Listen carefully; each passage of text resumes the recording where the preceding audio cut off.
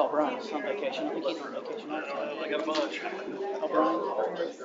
You got 6 kids? He's worse than you Well, are. I'm gonna get that signed. Worse than you are on vacation. All right, get over here.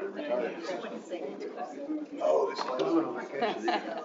You excited? I didn't miss it. There we go. Okay, now Emmy, kind of. Bad time. That was bad. Okay. No, Eli understood the sign. bad timing. And then give me a smile and a thumbs up. Ready, 1, 2, 3, cheese. Perfect. You want me to do it? It's up to you guys. You want to be in it? I don't care. Oh, okay. All right, one more with the mayor. All right. Say cheese. Okay, ready? All right. I think it'd be Dan Look tonight. one more time. 1. Oh, good here. 1, 2, 3, cheese. Perfect. Okay. Should've wore green tonight. Okay, guys, we'll have you back in just a second. Evening, everybody. It's 7 o'clock. We'll call to order the Seymour Common Council meeting for Monday, November the 11th. Happy Veterans Day to everyone. We'll now have the invocation led by the Reverend Les Lenz. If everyone would please rise.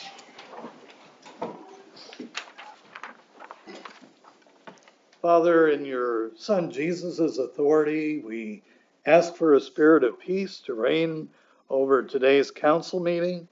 Though it is true that divided kingdoms won't stand, Now try. though it's true that divided kingdoms won't stand, it's likewise true that united ones will. Please be the source of a united kingdom tonight. May we realize this evening that as a group, we all want the same things, but go about attempting to achieve them in different ways.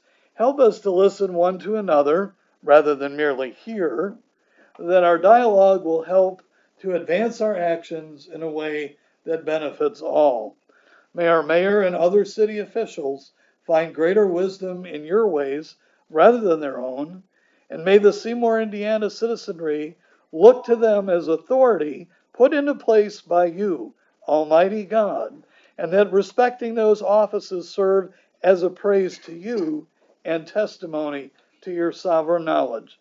Again, it's in your Son Jesus' authority we pray for all of these things. Amen. Amen. Amen. Thanks, Les. Next, I'll invite up to lead us in the Pledge of Allegiance the Cortland Crushers 4-H group. Walk up to the flag.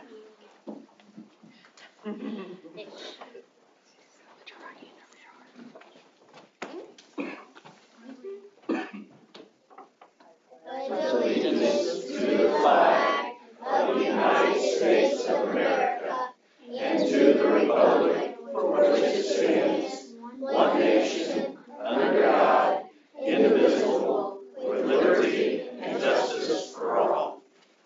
Thank you, Cortland Crushers. Roll call, please, Mr. Bowes.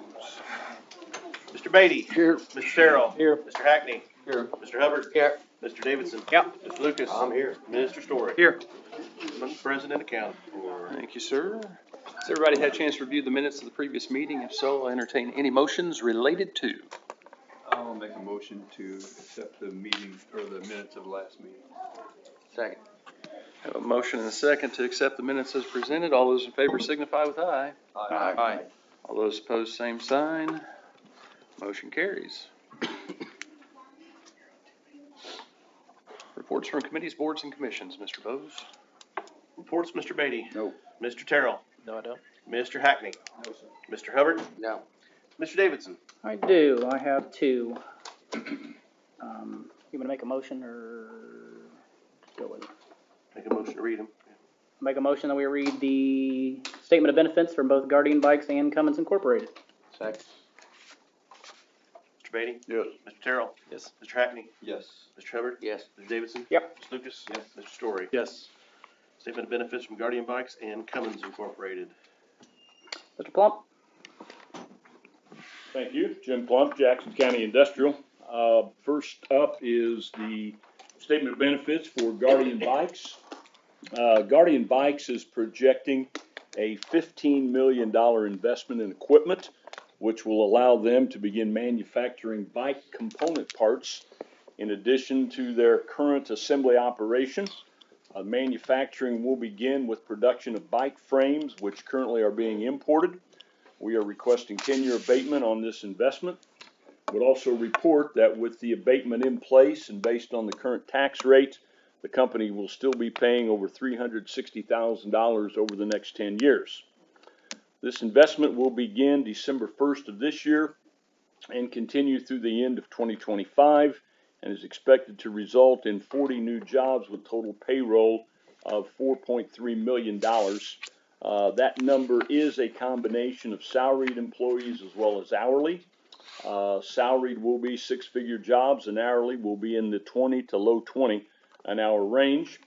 This will also allow the retention of their current workforce of 204 workers that Guardian has hired at several locations at Freeman Field, which you'll note on the SB1 are located at 2230 D Avenue East and 845A Avenue East. Plus, hopefully, you've noticed the improvements that they've made to the former HPI distribution center on Airport Road. Sam Markle is here to answer any specific questions council might have about the company. Do I have any questions from the council about Guardian Bikes? We might have Sam explain what the plan is.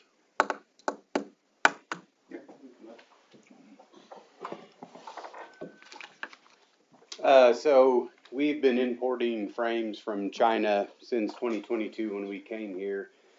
In 2023, we manufactured 96,000 bikes here in Seymour, Indiana. In 2024, we're going to end at about 385,000. Next year, we'll produce about 500,000. So obviously with the tariffs have been substantial even during this time, they are going to increase immensely over the next year. So we're accelerating our frame production within the park. We currently have 6 buildings within the park. We started in 2022 at 32,000 square feet. We now have 380,000 square feet. There's some more expansion that we're going to be doing in the future, but the first big ticket item is getting the frame production here into the U.S. So that is the part of substantial transformation that the United States government deems a Made in America bike. So that's what we're pushing for. The end of Q1 next year, we will start with about 40% of our production. Then into Q2, we will take all of the frame production here into Seymour. So we'll cut, weld, and powder coat all here in Seymour. Awesome. The timing of the jobs, this is, it will create 40 new jobs. What's the impact as far as that over a course of a few years or right off the bat? It's going to be over the course of probably the next 60 days. Okay. So we've pretty much hired already about 5 salary assets to start both in engineering and from the technology side. And then we will continue to hire ops managers and things like that over the next probably 60 days. We plan on landing powder coat in February of next year, but like Jim said, I mean, December 1, we will start landing assets, welders, presses, and some of the other tooling will land this year and then start growing from there. And you're a direct sale. Yeah, so we're all direct to consumer right now. So everything, we currently have distribution in West Sacramento, California, Indiana, here in Seymour, and then Pennsylvania. But everything gets made out of Seymour, Indiana, and then shipped out to our warehouses as well as shipping here in Seymour. Any other questions from the council? Anything from the audience for Guardian Bikes? Alrighty. Thank you, Mr. Markle. Thank you. Thanks, Sam. Mr. Plump, you want to speak on behalf of Cummins? Okay, excuse me.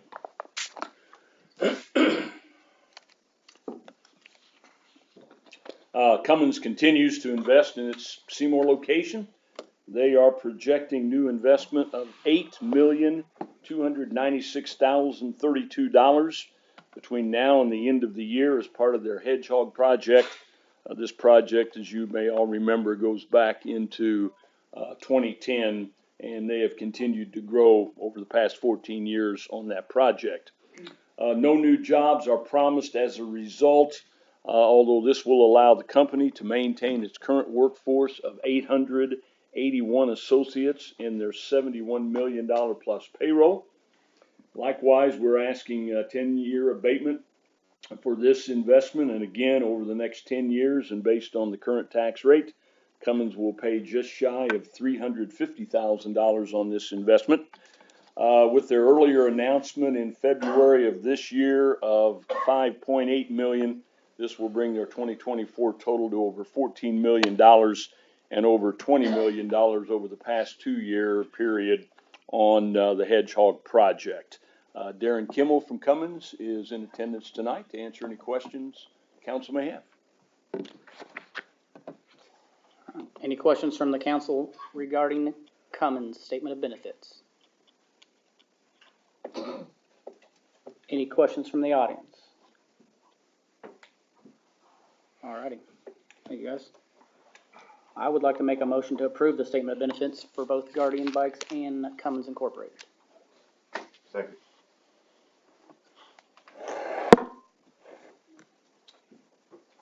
Mr. Beatty? Yes. Mr. Terrell? Yes. Mr. Hackney? Yes. Mr. Hubbard? Yes. Mr. Davidson? Yeah. Mr. Lucas? Yes. Mr. Story? Yes. Statement of benefits from Guardian Bikes and Cummins have been accepted, 7-0. I have nothing further. Any other reports? Mr. Lucas? None. Mr. Story? No. No public hearings tonight, no old business, we'll go straight to new business. New business, Mr. Beatty? Nope. Mr. Terrell?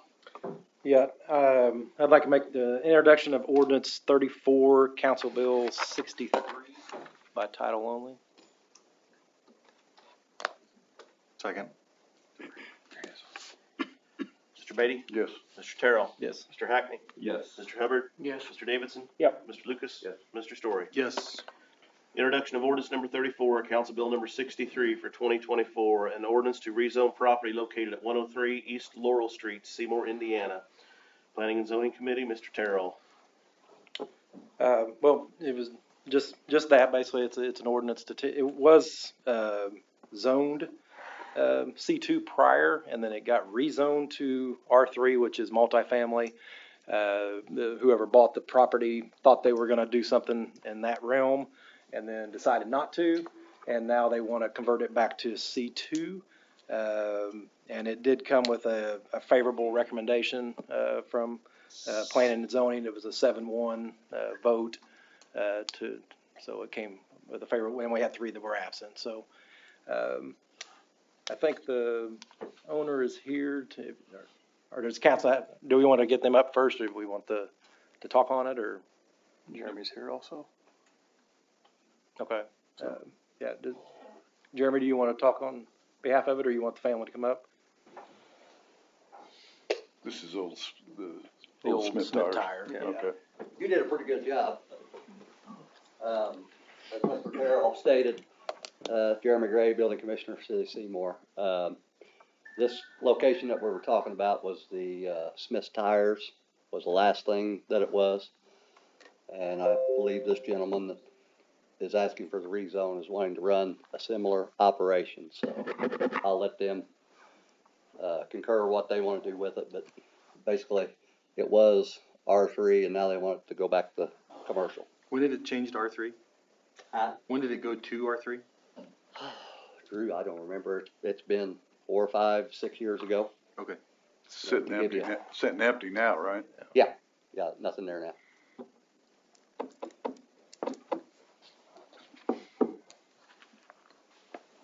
Is there any issues from the neighbors? I think they're gonna come Okay. speak on behalf of it, or.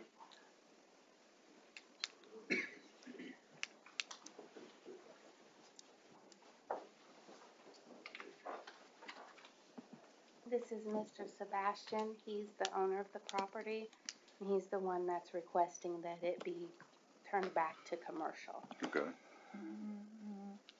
Okay. What are you planning on putting in that space? ¿Qué son sus planes para hacer con el espacio?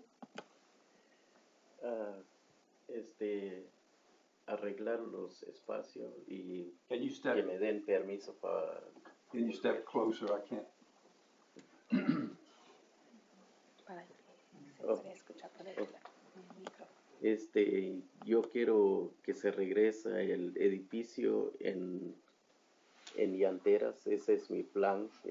Quería hacer de casa, pero no pude, entonces quiero que lo regresen de llantera.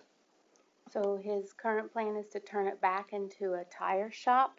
He had asked for it to be zoned residential because he was planning on turning it into a home, but that didn't come about, so he's wanting to go back to commercial. Okay. Issues with the neighbors? ¿Has recibido alguna queja de los vecinos? No. Okay. Mr. Terrell, was any neighbors there at the, No, there wasn't anybody that spoke in opposition. thank you. Okay. Does anybody have any other questions for him? Mr. Sebastian? Okay. Thank you. Thank you. Is there anybody else that wants to speak on behalf, or anybody in the audience want to speak against?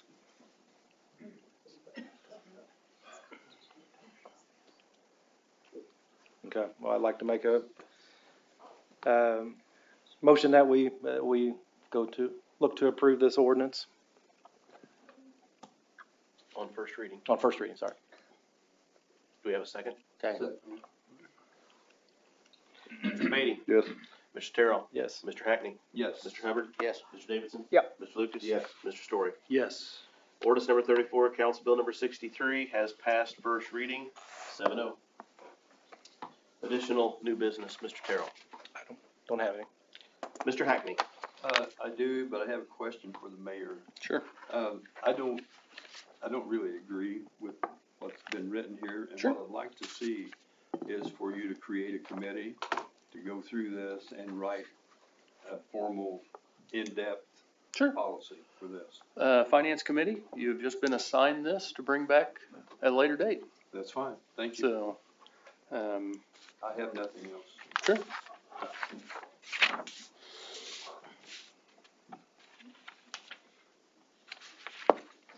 New business, Mr. Hubbard.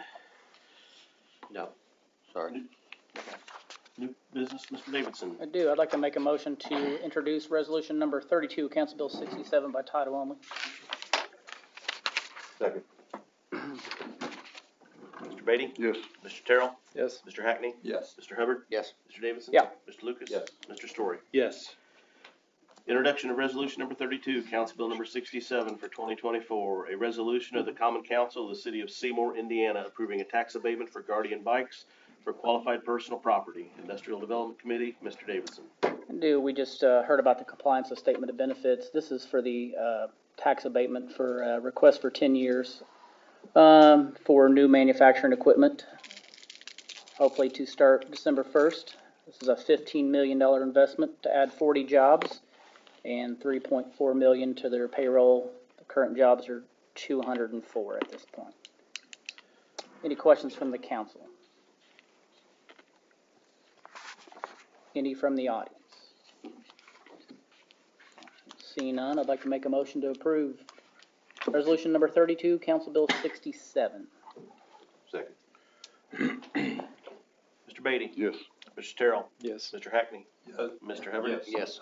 Mr. Davidson? Yeah. Mr. Lucas? Yes. Mr. Story? Yes. Resolution number 32, Council Bill 67 has passed first and only reading, 7-0. Back to you, Mr. Davidson. I'd like to make a motion to introduce resolution number 33, Council Bill number 68. By title only. Second. Mr. Beatty? Yes. Mr. Terrell? Yes. Mr. Hackney? Yes. Mr. Hubbard? Yes. Mr. Davidson? Yeah. Mr. Lucas? Yes. Mr. Story? Yes. Introduction of resolution number 33, Council Bill number 68, for 2024. A resolution of the Common Council of the City of Seymour, Indiana, approving a tax abatement for Cummins Incorporated for qualified personal property. Industrial Development Committee, Mr. Davidson. Yep, this is the 10-year tax abatement request from Cummins for equipment for the Hedgehog line. It's an $8.2 million investment. No new jobs are promised. However, they will retain their current workforce at 881, which comes out to roughly a $71 million payroll. Any questions from the council? Any from the audience? Seeing none, I'd like to make a motion to approve resolution number 33, Council Bill number 68. Second. Mr. Beatty? Yes. Mr. Terrell? Yes. Mr. Hackney? Yes. Mr. Hubbard? Yes. Mr. Davidson? Yep. Mr. Lucas? Yes. Mr. Story? Yes. Resolution number 33, Council Bill 68 has passed first and only reading, 7-0. Any additional new business, Mr. Davidson? None. New business, Mr. Lucas? Yes, I do. I'd like to make a motion to introduce ordinance number 35, Council Bill number 65 by title only. Second. Mr. Beatty? Yes. Mr. Terrell? Yes. Mr. Hackney? Yes. Mr. Hubbard? Yes. Mr. Davidson? Yep. Mr. Lucas? Yep. Mr. Story? Yes. Introduction of ordinance number 35, Council Bill number 65 for 2024, an ordinance amending Chapter 32 of the Seymour City Code, City Policies, Purchasing, Governmental Affairs. Mr. Lucas. I'd just like to, Darren, if you just keep going with that, you're familiar with this. We recently wrapped up our annual state and federal audit, and one of the things they wanted to see was a updated purchasing policy, especially on the federal side. For the federal dollars we get, which a lot of it goes to CCMG, road construction, or any grants or anything we receive, whether it was ARP funds, COVID relief funds, whatever. So what we've done is we've added almost 2 pages worth of updated information that's now required by the federal government to make sure that all procurement meets their standards when we're using their dollars. So that's what it is. It's just new rules and regulations by the federal government. What sort of change do you see out of this? It actually puts into our policy, if you remember how we got dinged for not having disbarment language from last year, it actually gets it in the policy. It just talks about, making sure you go through the proper bidding process. It talks about, oh shoot, I kind of drawn a blank. But they just added a bunch of if-then type stuff where they just want to make sure that everything is done as it should be and meets all the standards that the federal government requires us to meet. Civil rights, making sure that, fair and equitable in the bid process, those type of things. There was something in there about at what level of The different dollar monies. amounts, Yeah. yes, whether it requires bid or, Kind of spells RFP. out everything that Yeah. needs to be done. The different sizes of purchases, like Brad was talking about, small purchases, micro purchases, formal procurement processes, bids, getting solicited from an adequate number of solicitors, proposals, contract regulations. So, Basically puts us in compliance with what the. yes. It's gonna make your job easier, right? Sure. But that's, just, again, updating city code as the city continues to get more and more federal dollars through programs through the federal government. Okay, thank you. Any questions from council? Anyone? Just a quick one. Darren, so as it's put out there, does that affect any of the ARP funds retroactively? No. Okay. All right. Thank you. Yep. Seeing no more, I'll make a motion to approve ordinance number 35, Council Bill 65 on first reading. Second. Mr. Beatty? Yes. Mr. Terrell? Yes. Mr. Hackney? Yes. Mr. Hubbard? Yes. Mr. Davidson? Yep. Mr. Lucas? Yes. Mr. Story? Yes. Ordinance number 35, Council Bill 65 has passed first reading, 7-0. Additional new business, Mr. Lucas? I do. I'd like to introduce, ordinance number 36, Council Bill 66, by title only on first reading. Second. Mr. Beatty? Yes. Mr. Terrell? Yes. Mr. Hackney? Yes. Mr. Hubbard? Yes. Mr. Davidson? Yep. Mr. Lucas? Yep. Mr. Story? Yes. Introduction of ordinance number 36, Council Bill 66 for 2024, and ordinance amending chapter 150.38 of the Seymour City Code, standards for ERA evaluation, governmental affairs. Mr. Lucas. Yeah, this is, actually, I'm gonna defer to Seth on this. This is kind of something You don't wanna speak on it? I know you did. Yeah, so, we were tasked to, review ordinance 150.30. It's the Economic Development Committee, right? The Industrial Development Industrial Committee. yeah. Yeah, so me and Mr. Story, Mr. Hubbard met on October the 14th to kind of hammer out some of the details on this.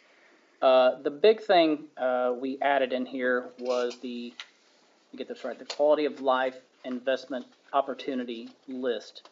We wanted to put something in here to basically, when we issue these tax abatements, to kind of incentivize the companies we give the tax abatement to kind of invest in the community. That'd be a fair statement. With that comes along, we're going to keep a list, we're going to update it. I know I'm going to work with Jim a little bit on this, and probably the United Way, to kind of hammer this out to try to come up with a updated list, so that way we can hopefully get that taken care of. We struck some language out here. This ordinance was written in 1989, so things have changed over time. But I think it's just a much cleaner ordinance, and it's pretty nice to have that list of community opportunities in there as well. Yeah, and the list of opportunities is not a requirement. It's just an opportunity for them to. Right. It is not a requirement for Yeah. obtaining tax abatement. That's Right. correct. So. Can it be? I don't believe so. I'll have to That go would have back. been my guess, but I just. Yeah, I'd have to go back and review the state form and the state code that sets what is required. I don't believe municipalities are able to add additional requirements on top of what is required at the state level, but I can find out definitively. The way this is written now, is this acceptable? I would say so, yes. It's Defendable? yes, it's not a requirement. It's something that we're presenting applicants with an opportunity to give us that information. That's a step in the right direction, in my view. And, I mean, this is intended to also kind of live inside of council. It's not I don't even know what to say, like, it's not an RDC list, it's not a JCIDC list. It's intended to be sort of here. And I think that it was written that opportunities or proposals would be, to submit a proposed investment opportunity for consideration, community organizations should submit a written proposal to the city council president. And I think that it's just something that is for council to consider. And it doesn't sort of weigh in on, the day-to-day operations, if that makes sense. Right, understood. But being a part of the ERA, that's the ordinance governing all tax abatements, yes? Well, no, that's the area that all tax abatements are allowed in. Yeah. Okay. Right. Like I say, I think that's a step in the right direction, because, we get a lot of, the county's got 81 tax abatements for next year. And,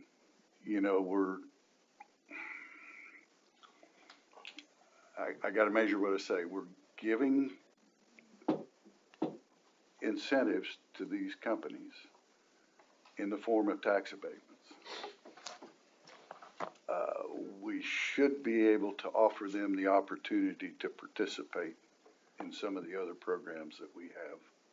Some of them do that voluntarily, as they should, but they need to be given an opportunity of, these are the areas that we have concerns with right now. And the example that I've always used is Child Care Network, okay, which directly impacts their labor force. So here's some areas of need for us. Can you help us out? Yep. And it still is voluntary. I mean, it's still a voluntary I understand contribution. it has to be, yes. Yep. I understand that. So there's some legwork to do on our, on council's part to sort of prepare that list and vet that list. And we didn't spend, I mean, the three of us did not spend a whole lot of time debating or arguing. We did feel like that this, like you said, is a step in the right direction. Understood. But it may not be over with. Is that list ran by all council or a certain committee? It's not defined here, but I mean, cause correct me if I'm wrong, unless we discuss that list openly in an open forum, it would have to be sent to a committee, correct, Chris? Well, committee would be an open session as well. True. Yeah.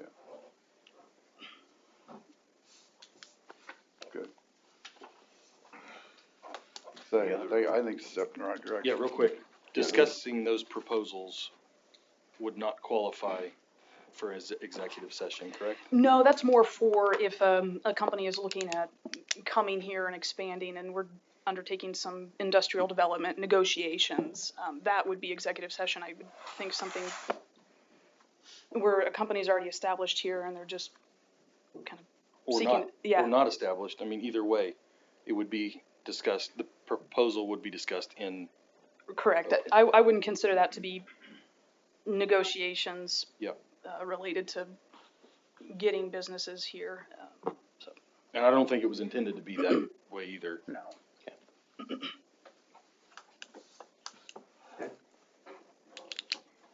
Any other discussion or questions from council? Any from anyone else? Yeah, Jim.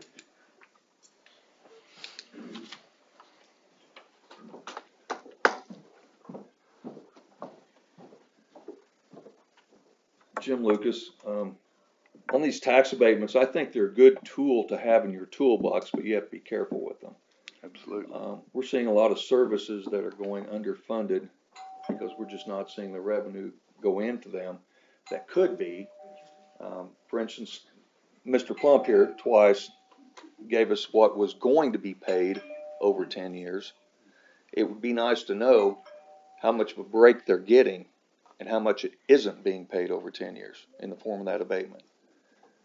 And with all the abatements that go out here, and I'm not up here to argue good or bad, but we don't know how much money's being left on the table with these Absolutely. things. So that's something I just advise you. That's a concern of mine, Jim, is what's our return on investment from a tax abatement? We have 81 tax abatements in the county for payable in 2025, according to the auditor. I had this question earlier in the year about how many tax abatements and how much that amounted to. And But we had a number on that too at that time, didn't we? no, I was told to go check at the courthouse, so that's what I did. And What did she say? there's 81. I have a spreadsheet. Well, no, I mean, what did she say on the losses versus the? Yeah, what's the Return. total abatement? It's not. She should have been able to I tell you. haven't got that far yet. Okay, I was gonna say, she should have been able to I tell haven't you, got that so. far yet because this is a complicated issue on figuring all that. But there's 168 million in assessed valuation in the county, the entire county, that's personal property.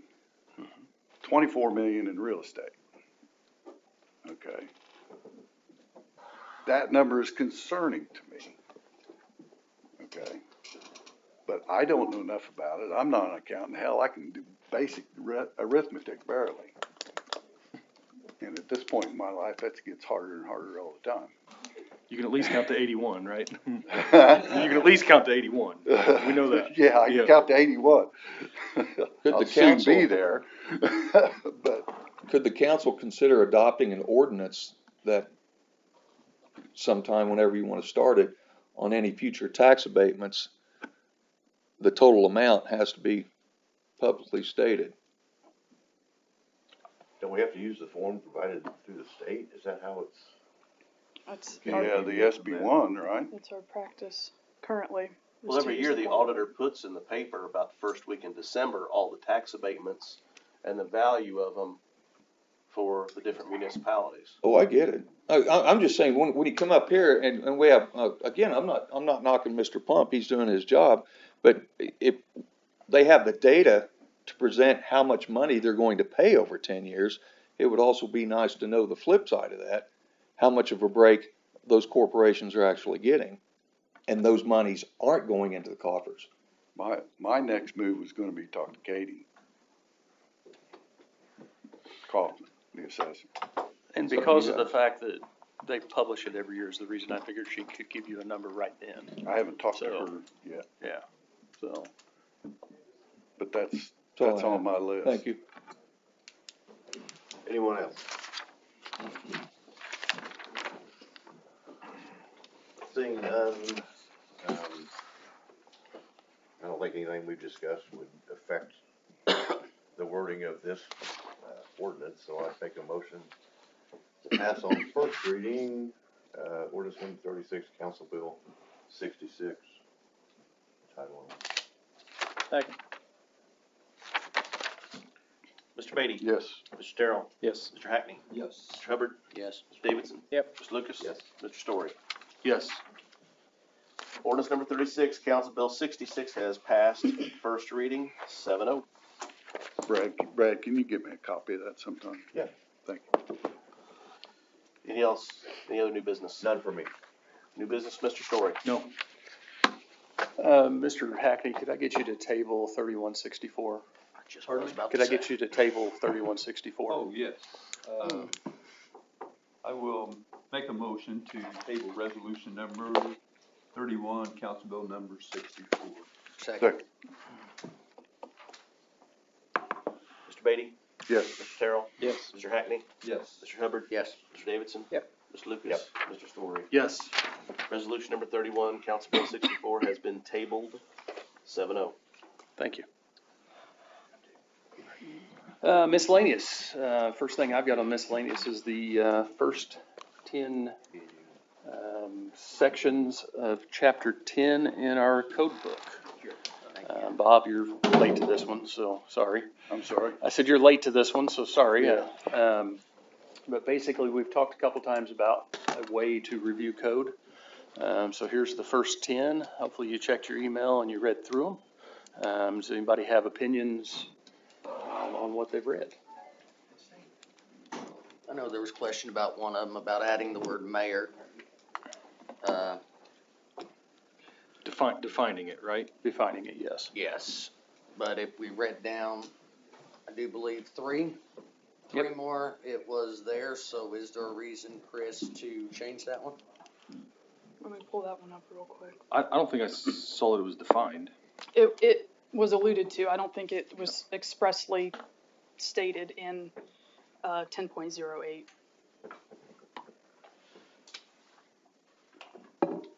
Sorry, I'm trying to find Chris's response.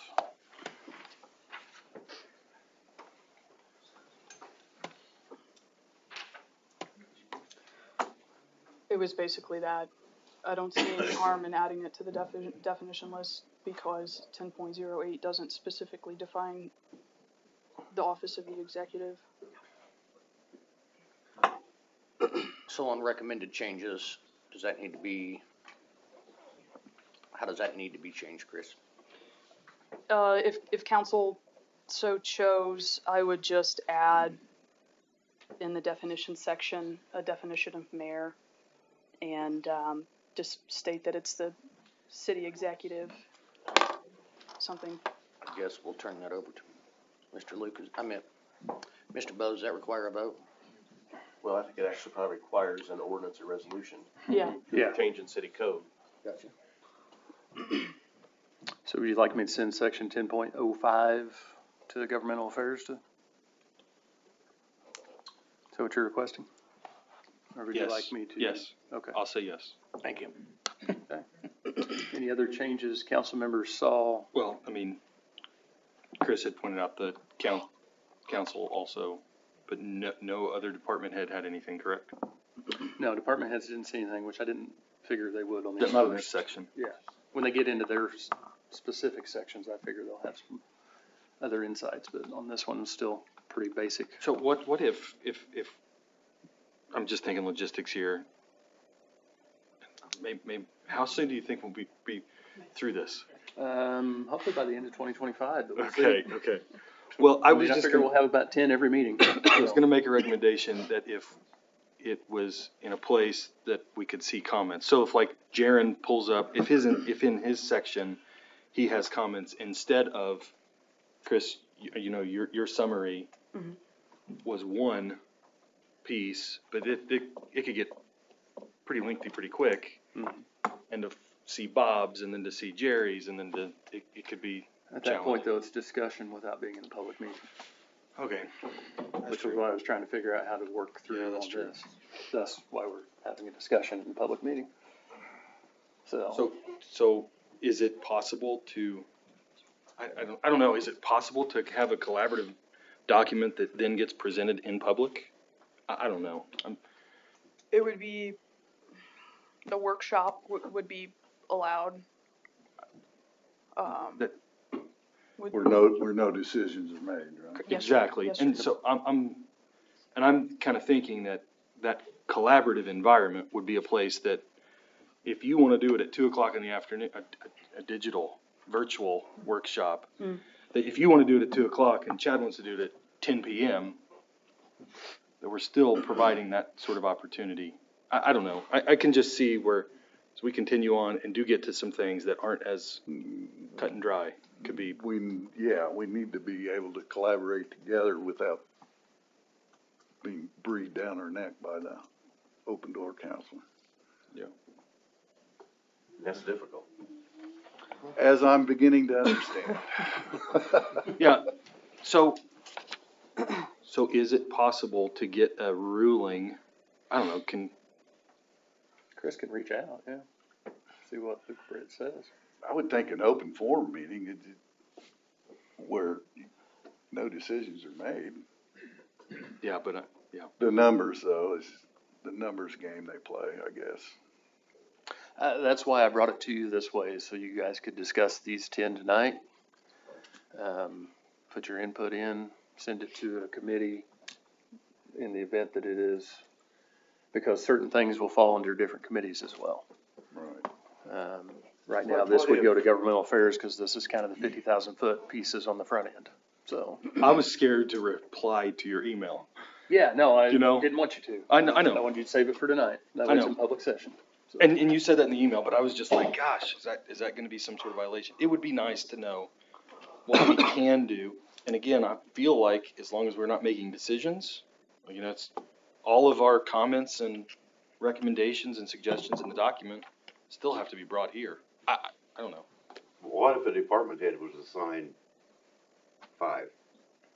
And if they see something to be done, they say, hey, we need council to look at this. And they do that anyway.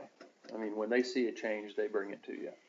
So this was just an effort to try to review the entire 3-inch binder worth of code book over time. I know. As suggested at a previous meeting, so. Are the department heads going to be here for the council meetings? It depends on what the session is.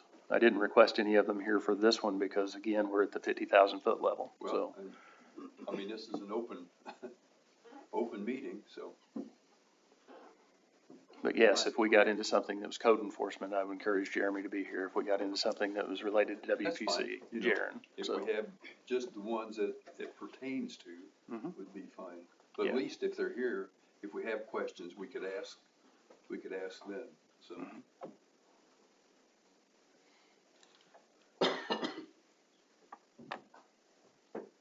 It's tricky. Difficult task. Chris, do you want to reach out and get an opinion from them on that? I can do that, Okay. if he hasn't blocked my number. Okay. I will have Chris reach out to the open door council and get an opinion, whether you can collaborate digitally or not. Ask him for a way to do it. Yeah, yeah. Yeah. Okay. Other miscellaneous from council? I have this, quote for iTouch Biometrics, and I didn't give Assistant Chief much time to look at it. So maybe the best thing to say is, can I pass this on for consideration? This is for, Hardware. I think. It's already been sent. Okay. Never mind. Excuse me. Is that the same one that the county and Yep. Brady and all those guys were working on? Yep. Never mind. Yeah, Kevin Kaplan sent it in, Brady Riley sent it in. So yeah, I think the issue, and John, you can correct me if I misstate this, but I think the issue still falls into a software issue more than a hardware issue. Chief O'Brien has been working with ISP,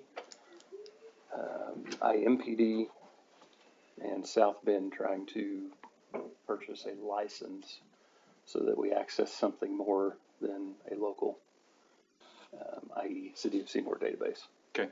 So I had a very extended discussion with the chief last week myself on that issue.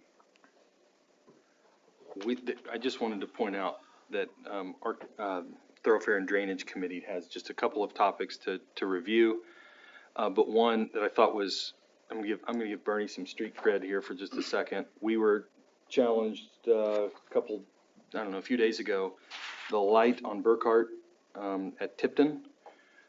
I think someone had observed only 5 cars getting through the left turn signal. Yep. And Bernie quickly kind of said, look, we're aware, NDOT is aware, and they're making changes. So Same day, I think they corrected. Yeah. They actually did it that day, did they not? Yeah, and I think Bernie said that he was gonna try to monitor. That's not an easy challenge. I mean, that's not easy to do, but I think that. I'm not real clear, was it the northbound? It's crossing that street. Oh, the straight It's line, crossing northbound. If you're on Cross Tipton. Burkhart going, South. yeah, South, yeah. and you wanna go around that corner on Tipton, especially if you got a semi in front of you. If you got a semi in front of you, the semi will get through, but no. Go to left turn Or when you're southbound. It is Turning, as a former transit driver from about 3:30 to 5 o'clock. yeah. So I'm just gonna point out that Bernie responded quickly and so did NDOT. Awesome. They did. And it didn't have to go to committee for consideration. Drew,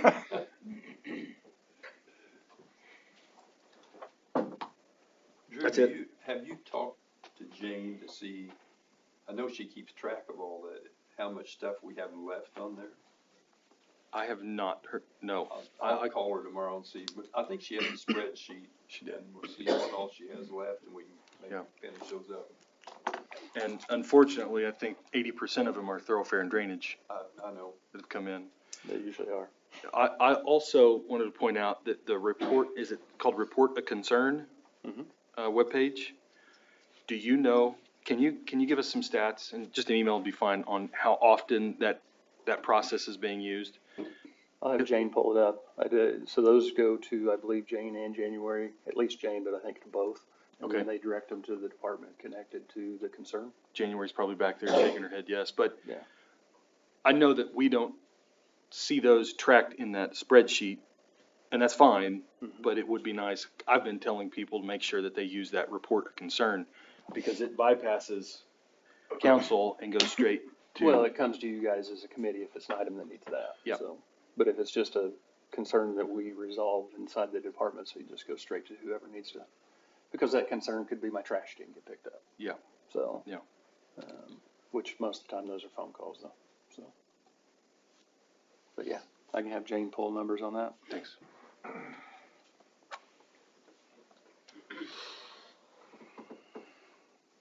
Anyone else on council? Yes. If everybody else is doing.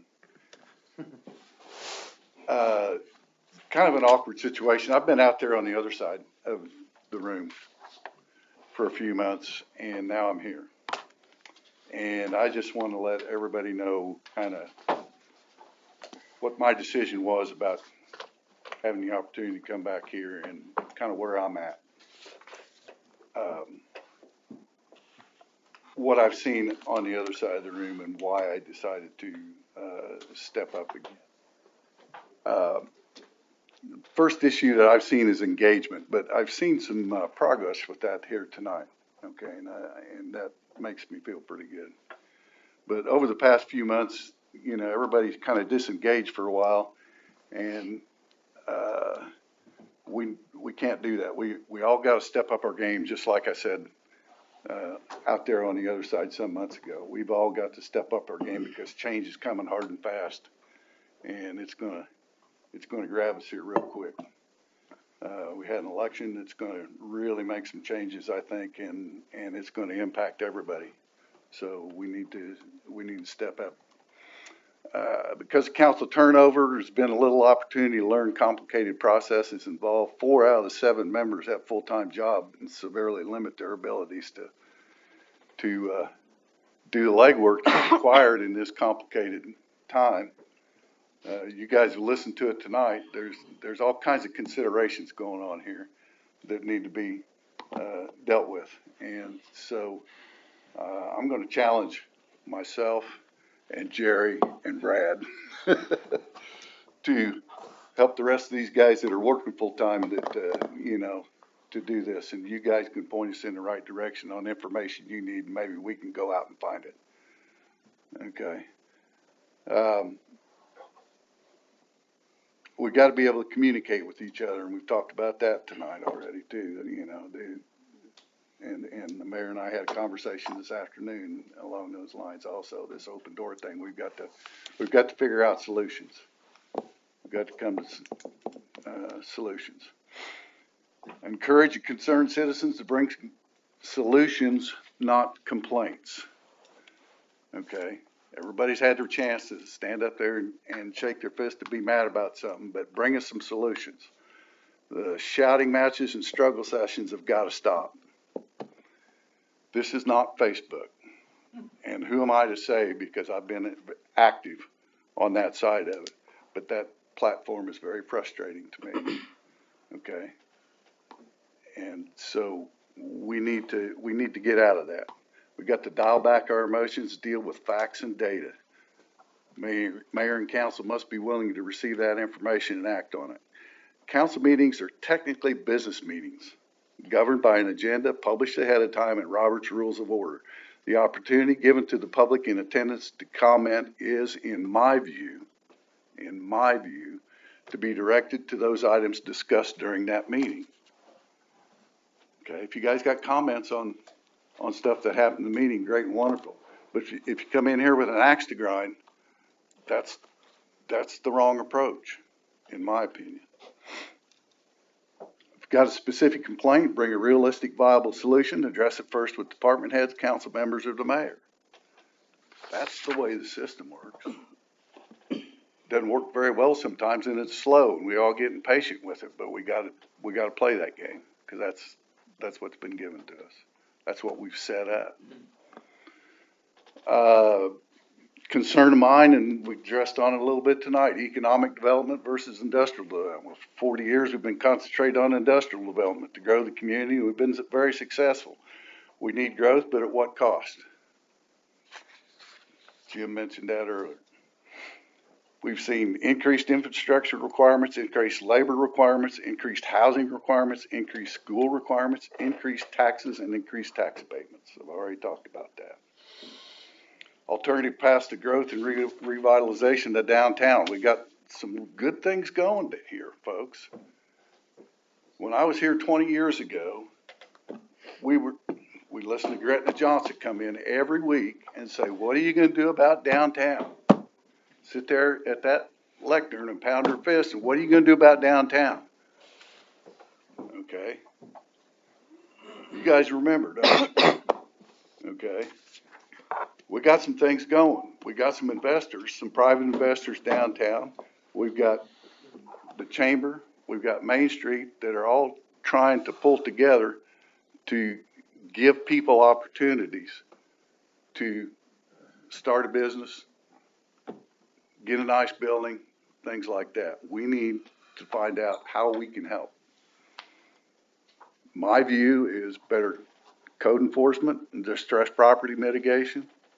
The mayor and I talked today about Lacey's and Don's dugout. Okay, we're making progress there. It ain't fast enough for any of us, but we're making progress. We need to work on that and keep that going. Immigration and public safety. That's the elephant in the room, everybody, we all know it. Okay, what we can do here is very limited, but that doesn't mean we throw up our hands and say no. We can't do anything. We've got to wait for the feds to do it. Well, let me tell you what's going to happen. The feds are going to do something, and they're going to call John Watson and Chief O'Brien and say, you guys do this. We're going to be ready for that.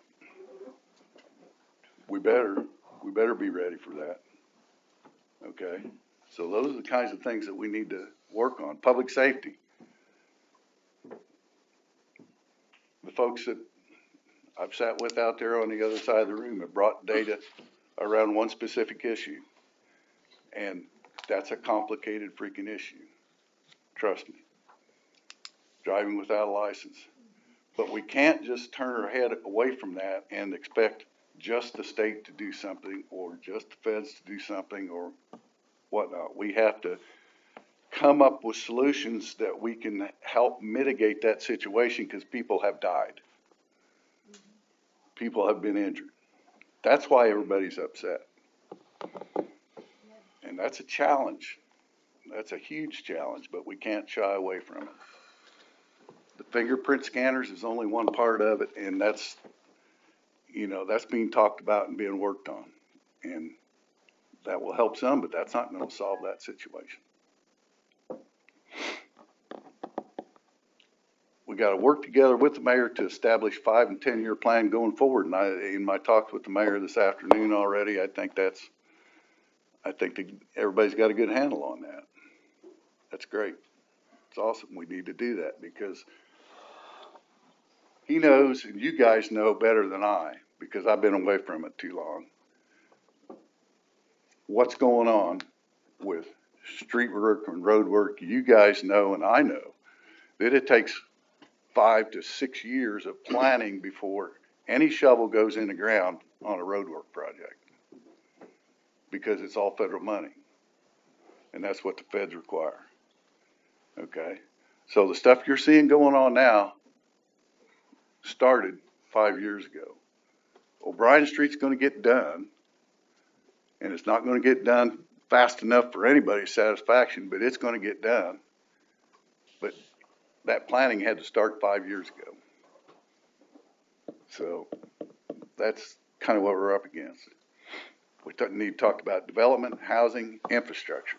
Heavy lifting is going to be required by everyone, council, mayor, city department, and citizens. You're in this, guys. You're the ones putting the bill. Okay? So yeah, we need your input, but we don't need everybody up here with torches and pitchforks. Okay? Challenges are many. The effort required is going to be daunting. It can be done. I'm privileged to have been allowed to participate. I'm ready to serve to the best of my ability. At this point in my life, it gets harder and harder, don't it, Jerry? But I'm willing to give it a try. So let's all work together. Let's start pulling together on this. And you guys need to find information. If it needs to come from us, tell us. Okay? And we got to be willing to provide it. And knowing the mayor's opportunity to always use a quote. Every chance I get. From Abraham Lincoln. And this is what I'll end with. This is from his first inaugural. The mystic cords of memory stretching from every battlefield and patriot grave to every living heart and hearthstone all over this broad land will yet swell the chorus of the Union when again touched, as surely they will be, by the better angels of our nature. The better angels of our nature. That's what I'm appealing to from everyone. The better angels of our nature.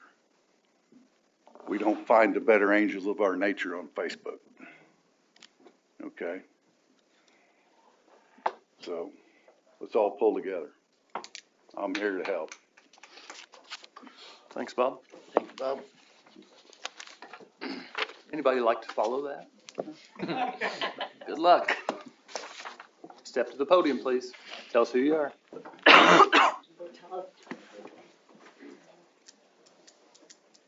Hello, I'm Mary Kidwell, and I would just like to respectfully comment on some of the items that you were talking about. Concerning the FIST, I would suggest that you not limit individuals on what they say and how they communicate such, because I know there's a lot of raw emotions that go into the commentary. However, I think people around this table could benefit from seeing those emotions. Oh, they have. And that's good. This is my first meeting in a while. Well, you've missed out on some good ones. And that's why I'm here tonight, is to hear what's going on. Okay? Well, I would suggest myself, I won't speak for anybody else, but I would suggest take that emotion out there in the parking lot after the meeting. On a one-on-one. Take that emotion out on a one-on-one, because if you come in here and be emotional after a business meeting, then everything kind of spirals. I totally agree with Bob, 'cause, I mean, many times, I said all along, I just want to fix it. But when you sit here and you listen for 2 hours, sometimes 3 hours, you just get frustrated and you don't know how to fix it. We don't know, we don't have all the answers. And I agree with your comment on public participation, but you also need to be able to hear some of that in order for the people feel like in order to get their point across, they need to display some of that emotion. And I just wanted to bring that forward. Yeah. We've had it a long time. It's time to fix it, you know. Right. Let's bring solutions. Bring us solutions. Legal solutions. Anyone else? As Bob said, bring a solution. So Mr. Story held a meeting, I think it was 2 Mondays ago, and I brought up a point about code of conducts for elected representatives. It came out in the, it wasn't Mr. Watson, Police Chief O'Brien was here, and he informed us that there isn't one in our current code book. So I thought with, of course, going through all this right now might be an opportune time to look into that. So the problem is that we don't have any type of code of conduct for elected representatives in the city of Seymour. Basically, it's just the law, right? And so that's, you know, that's good and all, except I think I like quotes too. And one of my favorite quotes from the movie Remember the Titans is, attitude reflects leadership. And I think when you see your leaders doing things like, you know, riding through festivals on scooters, one that I was actually had my son at, you know, we're talking about concerns with people driving without licenses on the roads. I'm worried that I'm going to walk walk from behind a booth at the Oktoberfest and my kid's going to get hit by a 250-pound, 300-pound man on a scooter.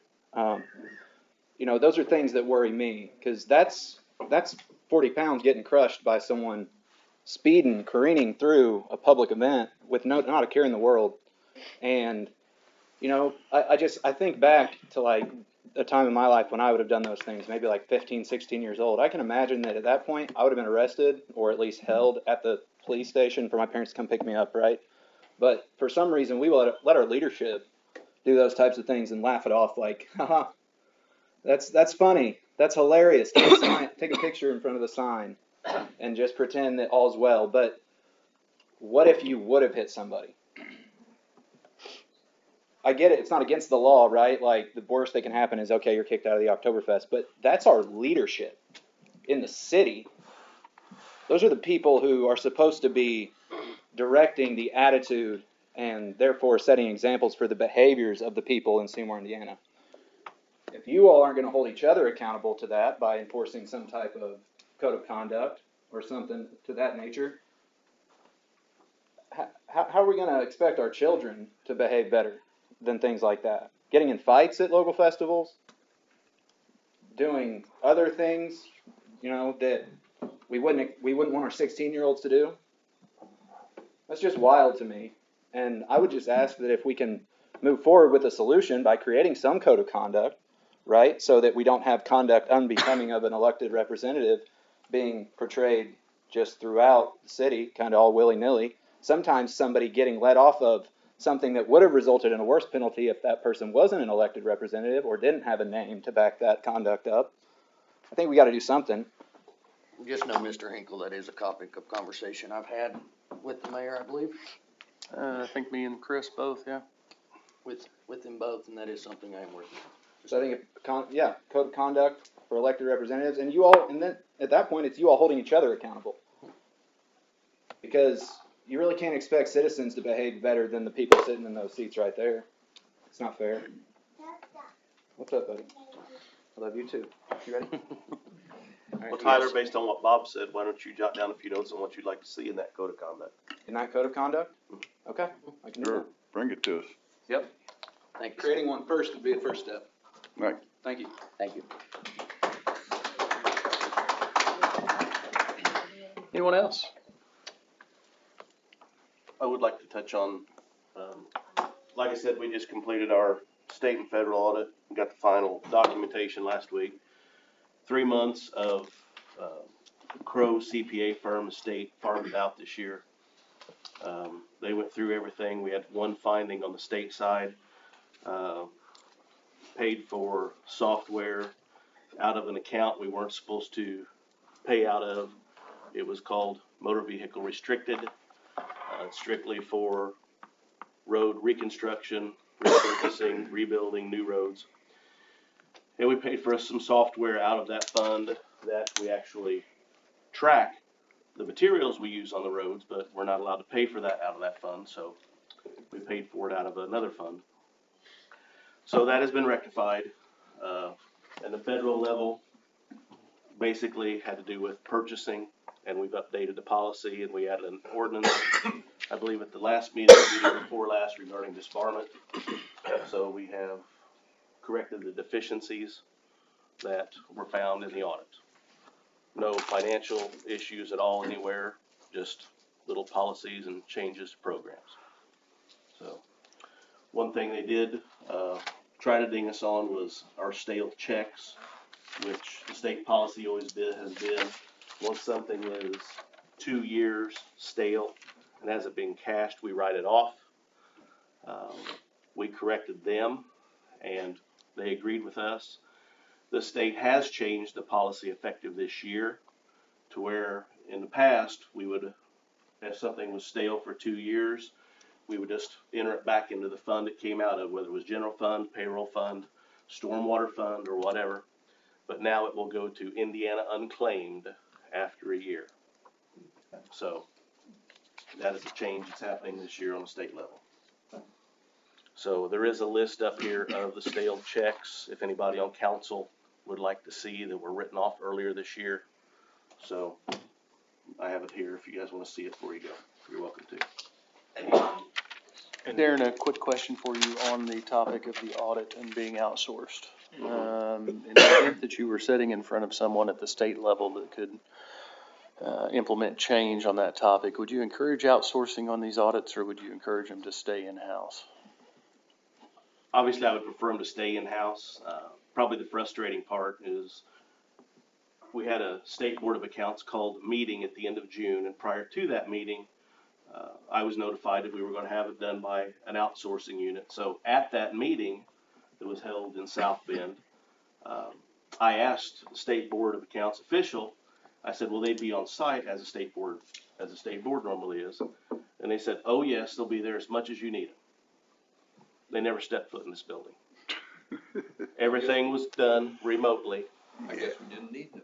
Well, Well, everything they was felt done we didn't. remotely. It was done via Teams meeting. At some points in time, you had to have Teams meeting on your phone to show them pictures while you talk to them on the computer. And, Time saver. yeah, no, it probably, Save somebody's time. it saved them. I mean, it probably cost us, I would say 50% more time. Yeah. But Typically what, the State Board of Accounts did that? Is that right? Or Yes. you did? Yes. no, State Board of Accounts would normally have 2 to 3 people here Right. for about 2 months. Like a normal audit. Yes, They set up an office someplace, you bring them stuff. yes. Darren, was this less expensive than what it was having? It'd be the same price. They That's what I are not thought. allowed to charge any more than the state. So it'll be the same as the state would normally charge us.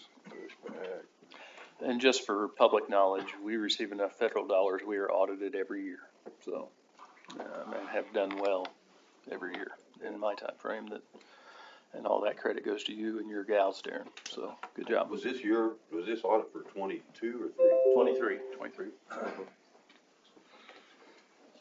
Okay, entertain a motion. So moved. 3? Second. Meeting adjourned, enjoy your night, everyone. Thank you, everyone.